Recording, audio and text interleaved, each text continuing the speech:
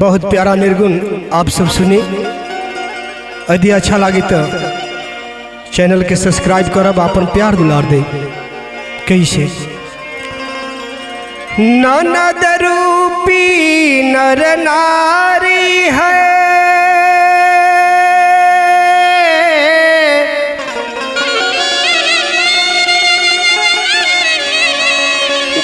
गुरु रूप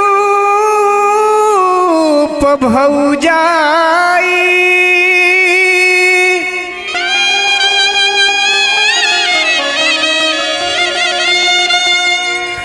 गुरु के ज्ञान कान में पहुँचत,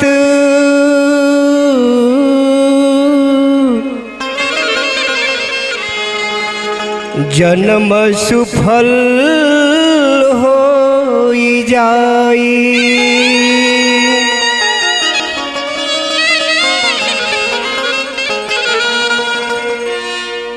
दागी लगला से चुनरी बचाइला, गोरी ससुरा में जइबू।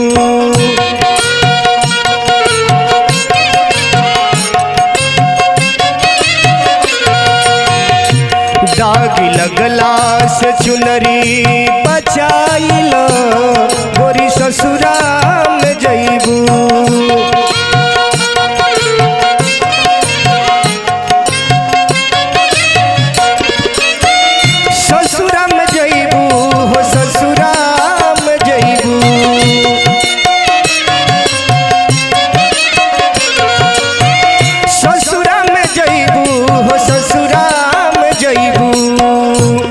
दाग लगला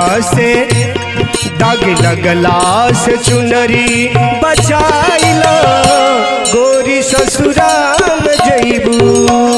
दाग लगला से चुनरी बचाइला, गोरी ससुरा में जइबू।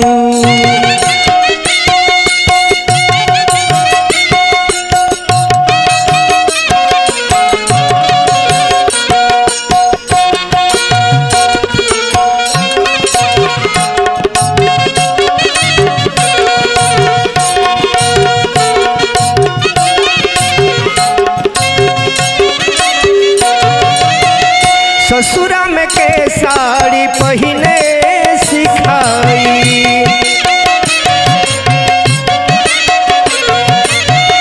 डांट दी है बलमा तो छिकी नहीं आई।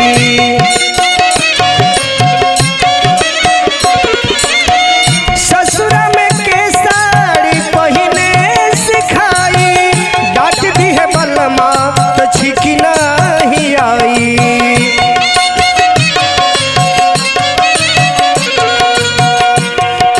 नैहर से ममता हटाइला, तनी नैहर से ममता हटाइला, गोरी ससुरा में जइबू। तनी नैहर से ममता हटाइला, गोरी ससुरा में जइबू।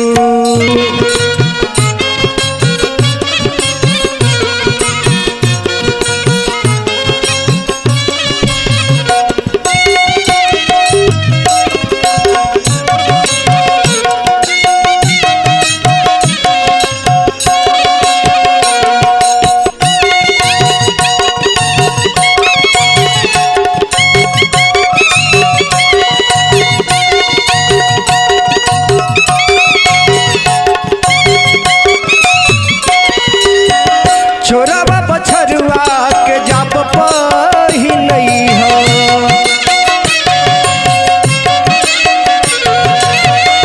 गैया के रसरी नवल जनी भूलई हो।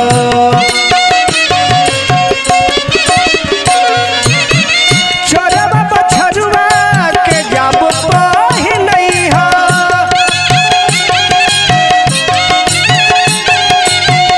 गैया के रसरी नवल जनी भूलई हो।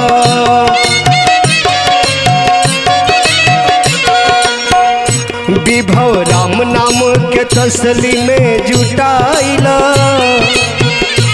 अरे बिन राम नाम तसली में जुटाइला,